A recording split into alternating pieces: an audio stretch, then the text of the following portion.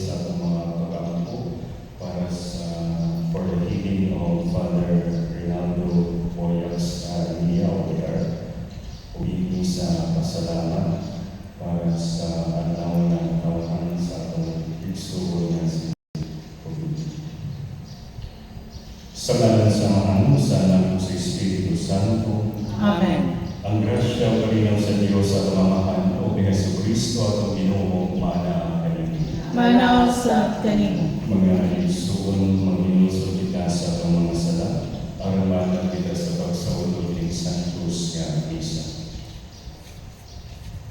Nagag-umpisa na po sa Diyos nga magkakakamo sa tanan o galing mga igsuon nga nagalakas sa pagdaliyan sa mga sa tulong sa buhat ug sa wala pagbuhat sa kinahanglang buhaton. Kaya ang sala, ang sala, ang dakong sala. Usa na mamuyo ako kang Santa Maria nga kanunay pulay, sa tanan ng mga anghel ug mga santos, ug kanyang mga igsoon, aron ninyo akong iampo sa Ginoo nga atong Diyos. Kaluyan na kita sa Diyos nga magkagagapon sa tanan ug pasaylo ng atong mga sala. Dadulong ta kita niya ngadto sa kinabuhi dayon. Amen.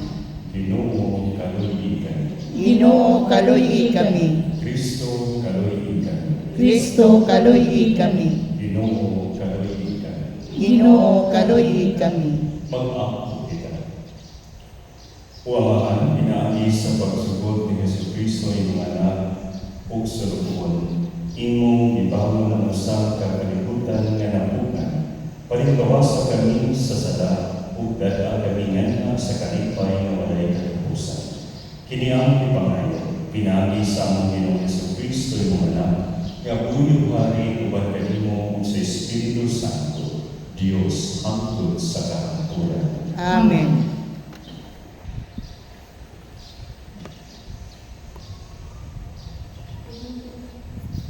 Punangtod ikay sa basahol sa Jesus.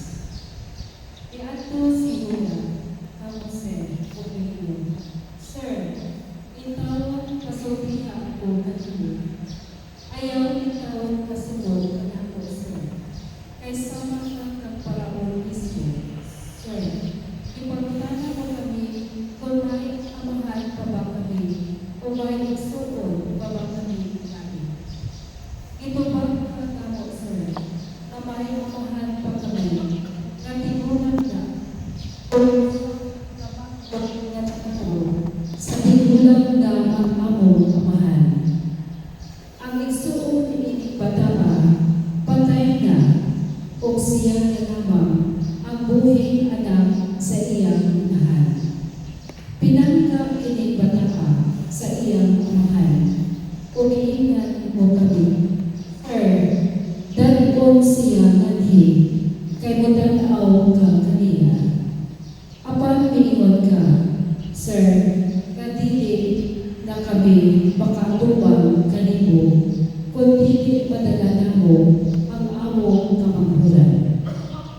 Sa paghiulit namo sa among amahan, nga imong sulubuon, gisulitan namo siya sa imong giingon. Unya miingon siya kanamo, balik kamo aron pagpalit og junay pagkaon. Gitubag namo siya nga dili kami moanhi, kay dili kami dawaton sa tawo, kung ang among kamanghuran dili madala namo. Moanhi naman kami kung siya pahiuban kanamo. Miingon ang among amahan, nasayod kamo nga ang akong asawa, nanganak og duha ka lalaki.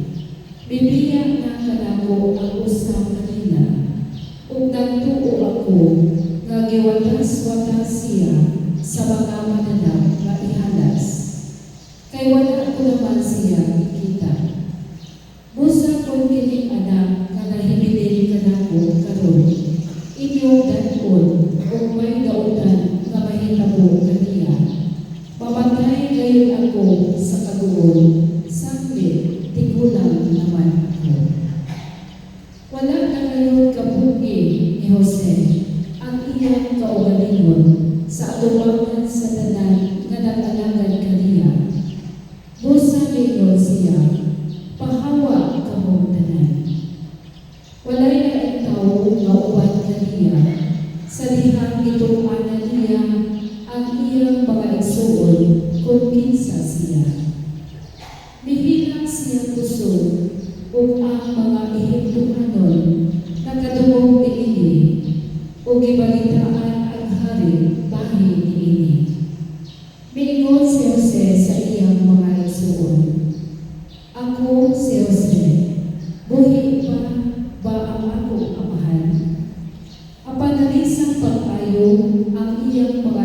nasud ug wala sila makatubay.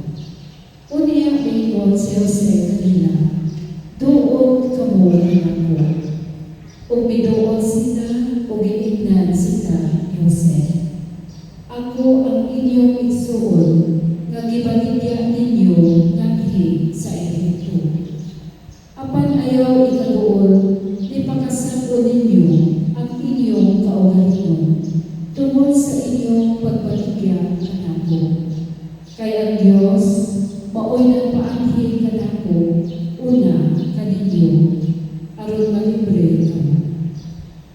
Ang pulong sa Ginoo. Salamat sa Diyos. Hinumdumi ang mga katingalahan nga gibuhat sa Ginoo. Hinumdumi ang mga katingalahan nga gibuhat sa Ginoo. Sa pagpanganaog sa Ginoo sa usa ka butong ngadhi sa yuta o sa paglaglag sa mga tanong nga dakuhi kanila, iyang ipadala ang usa ka tawo una kanila.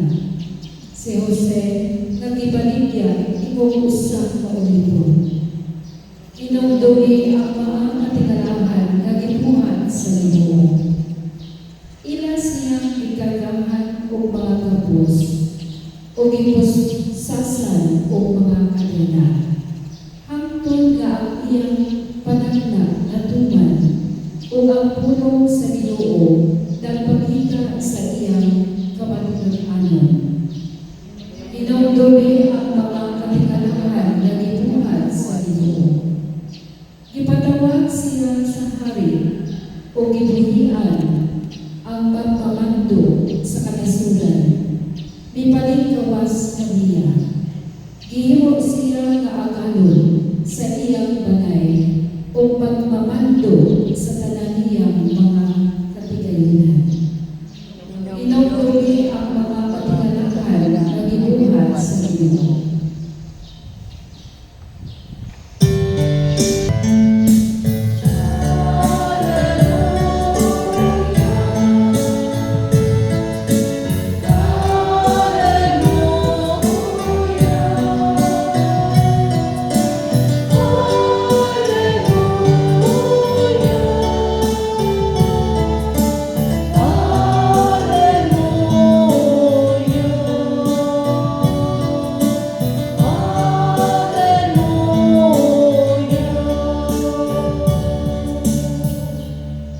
Ang Ginoo manakalinyo. Manaw sa kanimo. Pagbasa gikan sa Santos nga Ebanghelyo sumala ni San Mateo. Himayaw ikaw, O Ginoo.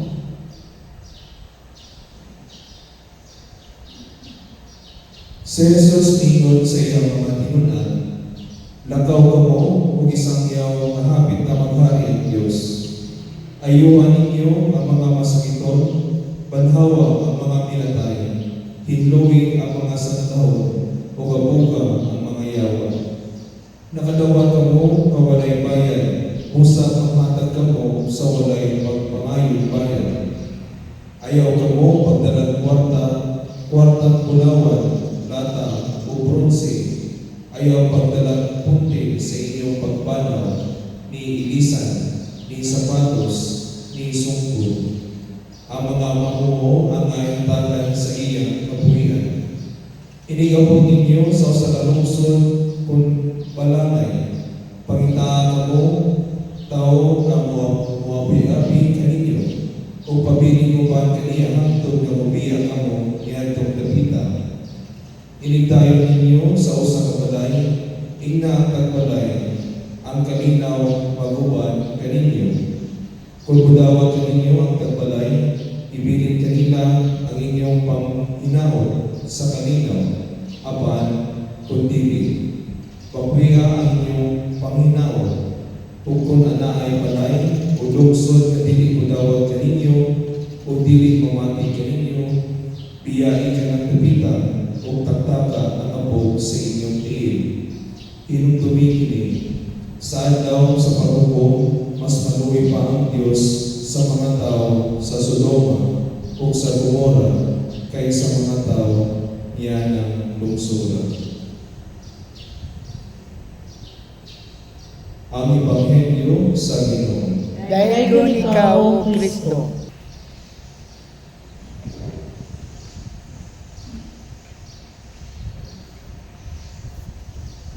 May buntag mga isun ng Kristo. May buntag usab Karoon kita sa inapulog upat nga simana sulod sa tubig sa ordinaryo mga igsoon ng Kristo sa kita gibunyagan naging ambit kita sa ngayon nato nga threefold mission of Christ, no, ang iyang pagkapari, ang iyang pagkahari ug ang iyang pagkapropeta. And since that we share in this threefold mission of Christ, kitang mga Kristiyano, mga igsoon, no, we are called to become missionaries. Tanang kita mga missionary. And karong adlaw sa atong ebanghelyo, nakadungog kita sa usa ka sugo. Lakaw mo sa ug isangyaw nga hambit na maghari ang Dios. Mga igsoon, dili siya usa ka hangyo gikan sa atong Ginoong Dios.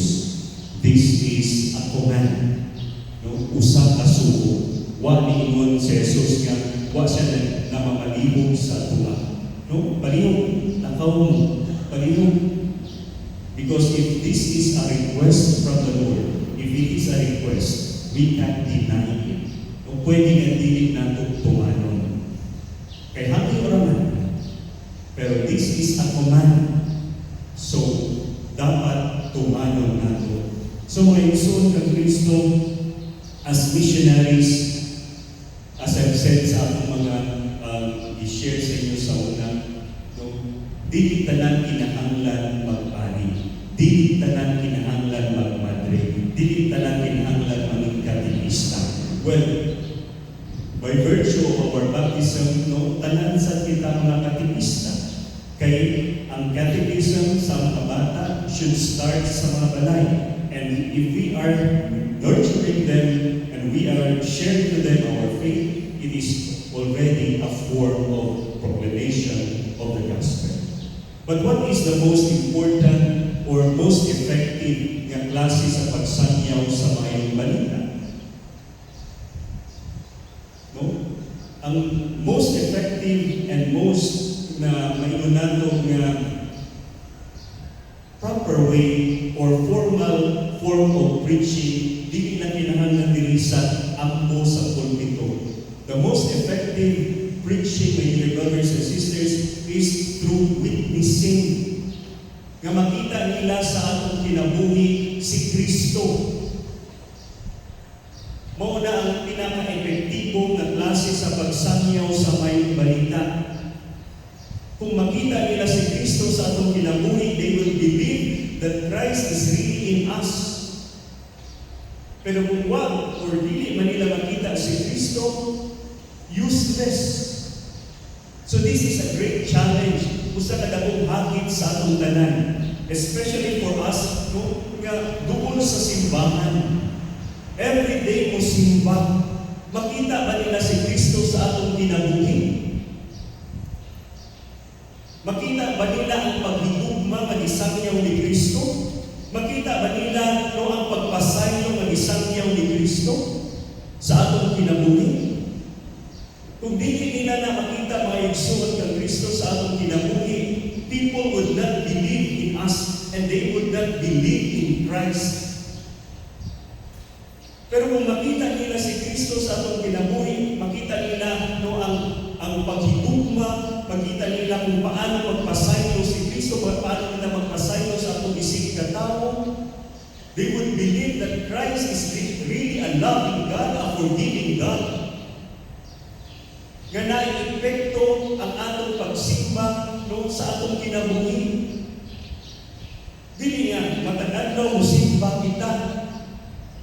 Murosaryo, monobena, tanan na lang ang pag-ampo.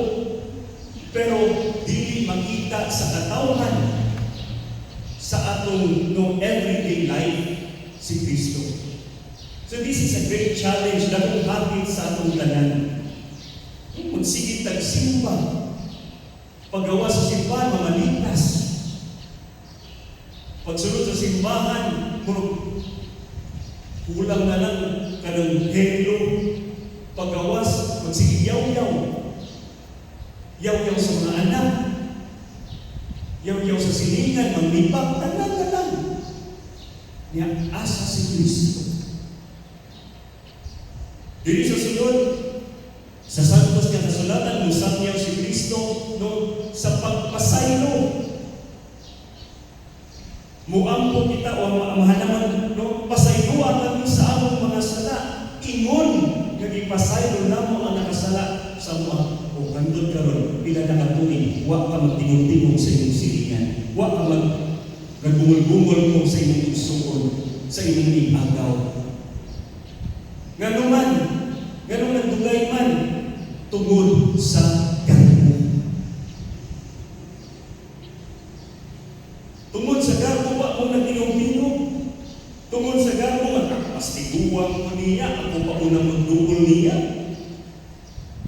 Nga siya na gani nakasayo. Niya asa si Kristo nga makaobsanon sa iyong kinabuhi. Asa si Kristo nga even nung gilansa na siya sa krus, ang iyang muna-muna maugihapon ang magpasayo. Amahan, pasayuwa sila sa ilang mga sala. Ay wa sila kahibaw sa ilang gibuhat. May isod ng Kristo mo ni ang usa ka Kristiyano. Dili sa'yo na maging Kristiyano. Ang magpaka-Kristiyano, well, no, sa'yo na maging Kristiyano, magpabunyag ka lang, Kristiyano na ka. Pero ang magpaka-Kristiyano, ang pagsunod sa mga balaod ni Kristo, ang mga sukod ni Kristo, lisod. But, take it or leave it. Nisunod ka, it is like entering an organization. Ganahan ka ng trabaho sa gobyerno, mauni ang mga balaod sa gobyerno, kung dili mo sundon, no? Hawa. Mauni ang balaod sa eskwelahan. Ya, kung dili mo sundon, dili mo kaya sundon, paghawa. Ya, ganahan mo mag-Kristiyano, mauni ang balaod ni Kristo. Pasiguro wala na yung ibahan. Ihapon, red, makiihap ka rin red, kasi magkuha ko yung ibahan. No? Kaya mauni ang balaod ni Kristo. Wa ni lingon si Kristo sa napuno kasuko maura ni pili ra kaniha. Unsay imong sundon?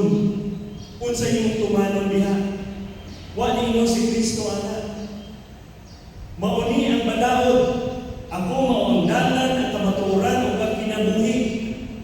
Wa ni ingon si Kristo nga lain dalan padulong sa Amahan. Ako mao ang dalan ingon si Kristo. So whether we like it or not, take it or leave it, mauni. Pero may suod, wa kita gipugos ni Kristo. God will still respect our freedom. Whether no tumalon siya or dili. Pero kung dili natin tumalon siya, dili natin sundon siya, mauni ang mga konsekwensya na nagpaabot sa ato. So maigsoon kang Kristo nung kita tanan gitawag aron sa pagsangyaw sa mayong balita.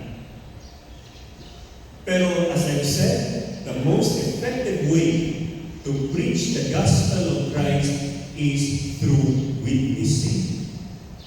Kung makita sa mga tao no sa atong kinabuhi ang mga gisangyaw ni Kristo, mutuo sila sa Diyos. Pero kung magsaygiran nagsimba, magsigiran nagdagkot, mag-ampo, pero dili nila makita sa atong kinabuhi, dili nila makita sa atong pamilya, dili makita sa atong mga silingan, kung naanasan siya, kung simba na sa iyong mata, at doon simbahan, pagpaulit, mahalika sa iyong mga anak, sa iyong bana, sa iyong asawa, mangulata, mauba na si Kristo. So mga igsoon, dakong hangin ni sa atong tanan. Dakong hangin sa usa ka Kristiyano, sa tinuod no sa matuod nga Kristiyano. But kung ganahan kita musulod sa gingharian sa Dios, mauni ang dapat na musulod. Yes, lisod kaayo if we will just base or we will just rely on our human human strength. Lisod kaayo kung ato alang kaugaling, ato alang puso, kita musali. So let us pray to the Lord. Kung ampo kita sa Diyos, kaya hinaon, hatagan kita og grasya sa Diyos. Nga atong matuman, atong masunod ang iyang mga balawod. O kita sa maningkamang kita. Kaya ang Diyos andam, no? Sa paghatag sa iyang grasya sa ato. Salvation is a two-way process. Andam ang Diyos sa paghatag o kaluwasan sa atong tanan. But let us also do our part in order for us to be saved. No? Kung ang kaluwasan dili lamang para sa ato, ang kaluwasan ay ihatag sa Diyos, no, para sa tanan, dili ra sa mga dungol sa simbahan. Mauna nga naa sa kitay, no, responsibility towards others. Nga dili lang nga kita mo simba nga atong nakalan ang maluwas.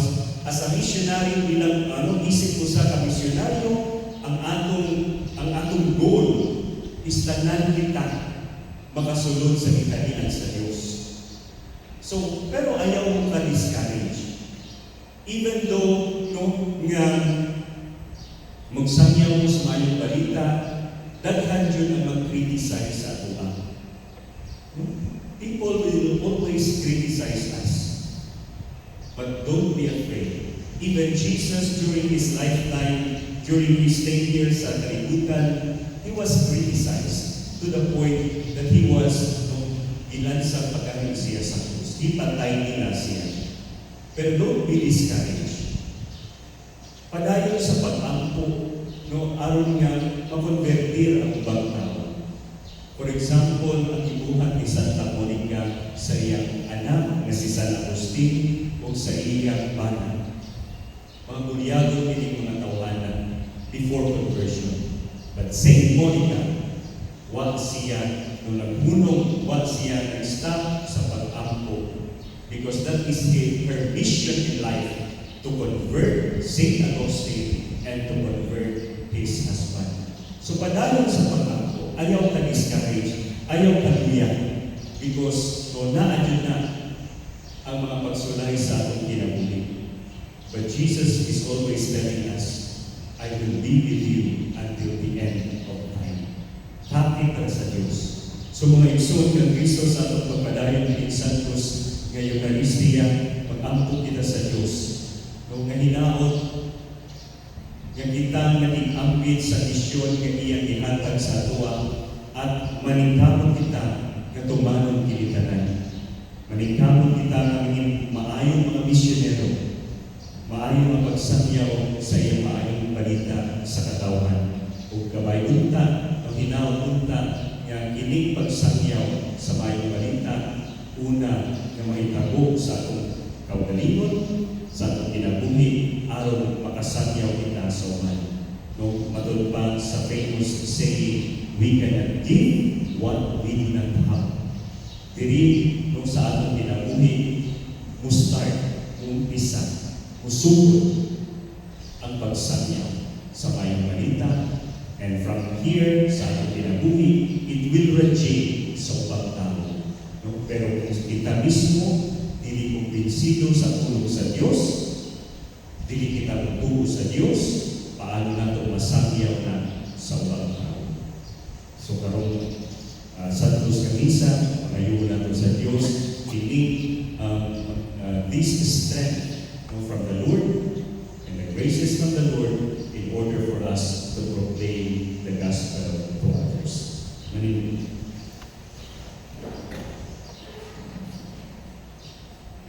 Ang atong mapuong mga pangamuyo na kadalan sa tubangan sa Diyos nga nakailangan o nag-amuma ka nato. Mag-ampo kita sa Panginoon. Manghihatagong Diyos, dungga kami. Manghihatagong Diyos, dungga kami.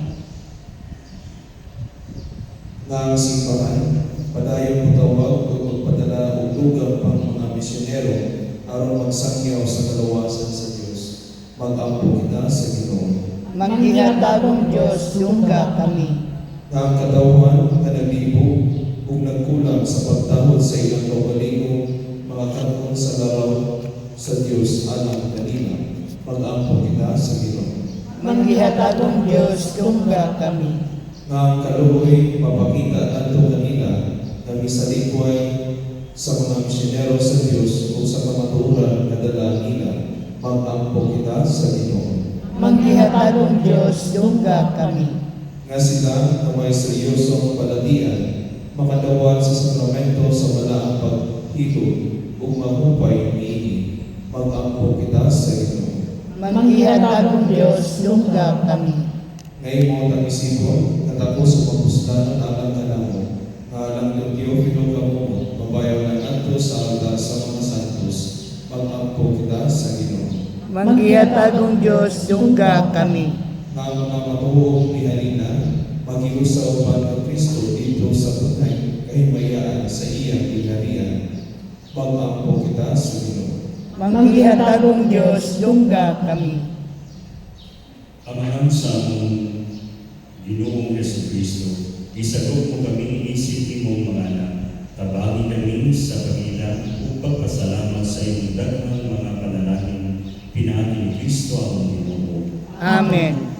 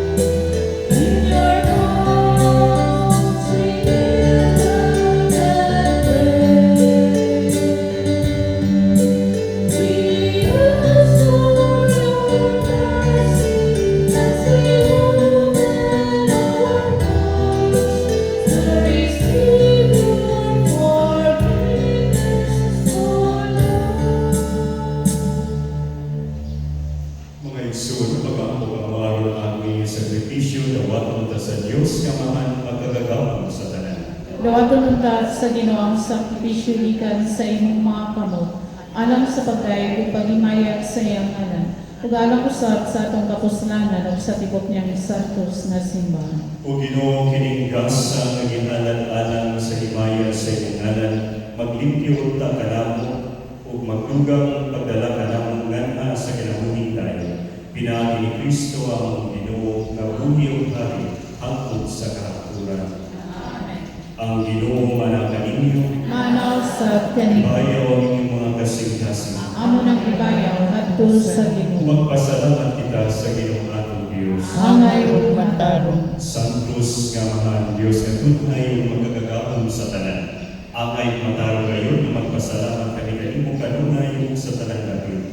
Kay imong gibuhat ang tao tungod sa kaayo, ug imong gisilutan tungod sa katarungan, ug imong giluwas tungod sa kaluoy. Pinaagi ni sa Kristo ang Ginoo, ug busa ang tanang mga binuhat sa langit ug sa yuta, nag-aawit sa usa ka bagong awit sa pagkayo. Duyog usab kami sa tanan mong mga anghel sa langit, sa ilang pagsangyaw sa imong walay punong nga himaya, diha sa usa ka awit sa pagkayo sa ilang Panginoon. Santos, Santos, Santos nga Ginoo, Diyos sa kagahuman, puno ang langit ug yuta sa imong himaya, husana sa kahitasan. Daygon ang nagaanhi sa ngalan sa Ginoo, husana sa kahitasan. Santos kay ikaw Ginoo ang tuguran sa tanan ka santos. Ipadala ang Espiritu aron pagsantos din mga gasa, aron mahimo kinyanan kanamo nga lawas o dugo ni Jesucristo ang Ginoo. Sa pagpasakit sa iyang kaugalingon, miguha siya upan. Ipasalamat kanimo ibigas o binata ini ngadto sa iyang mga tinunan o mingon. Dawata ninyo matanan o kana. Kay kini mo ang lawas nga itugyan alam kanimo.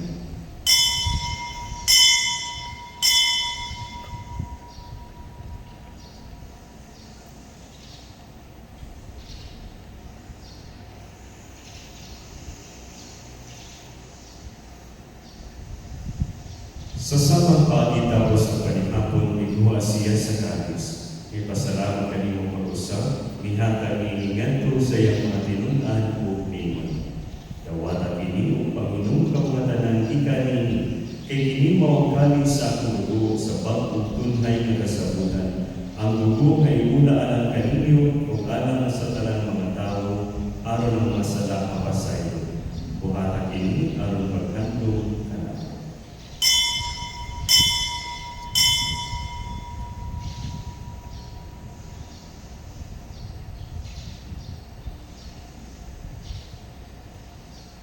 Kini ang misteryo sa pagtuo. Si Kristo namatay, si Kristo nabanhaw, si Kristo mubalik nganhi.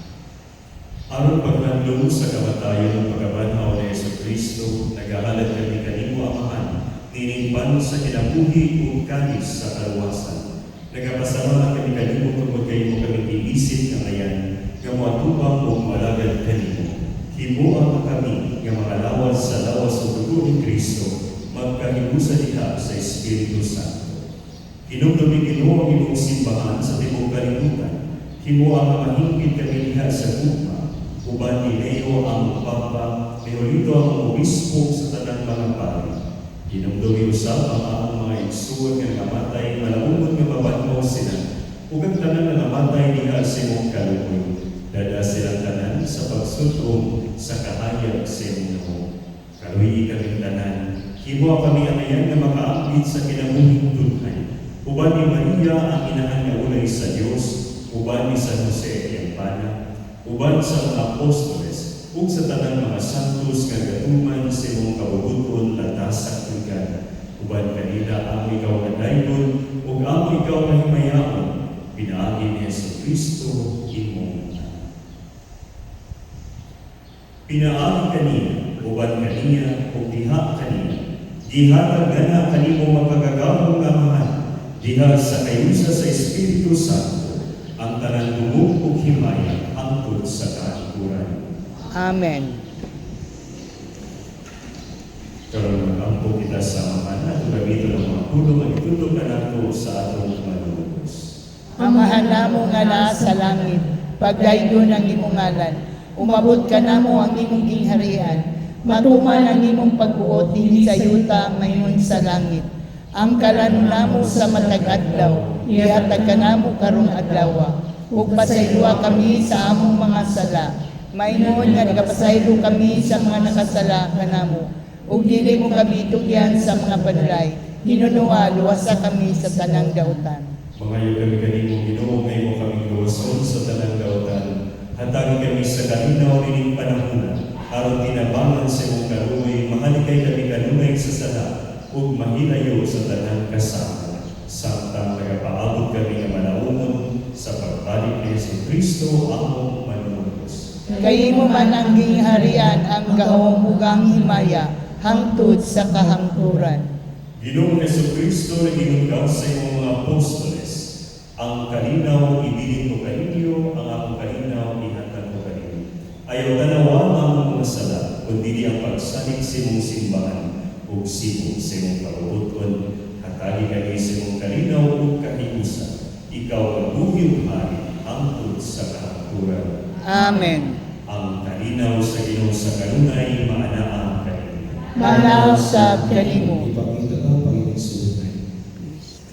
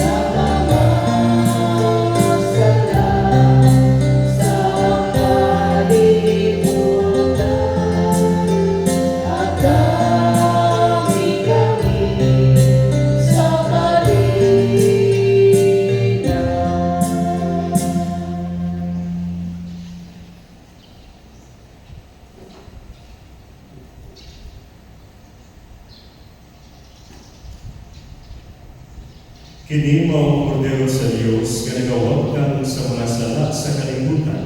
Bulangan ang gidapit alam sa panihapon sa Ginoo. Ginoo, dili ako angay nga mokalawat kanimo apan ipamulong lamang ug mamayo ako.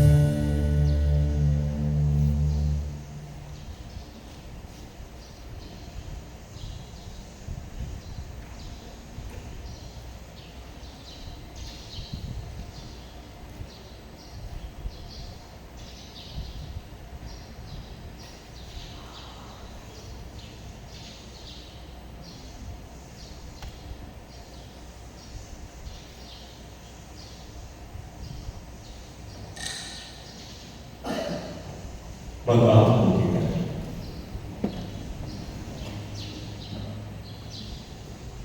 O Ginoo, dilimutan kami mahunong sa paggahi kanimo tungod sa kabuhong sa kinabuhi nga imong gihandad kanamo dinhi nining Eucharistia.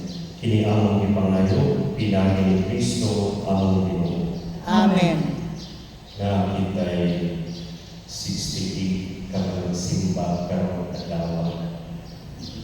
Ihang-ihang na ko ganina, excluding na itong mga religious o maihang ko sa lahat. Kung ako isa, ang Ginoo man kaninyo, Manaw sa kung kanimo. manalangin kayo ng Diyos na magagawang sa tanan, ang Ama, ang Anak, ang Espiritu Santo. Amen. Tapos ng misa na lang kalinaw ang tugma ni Kristo.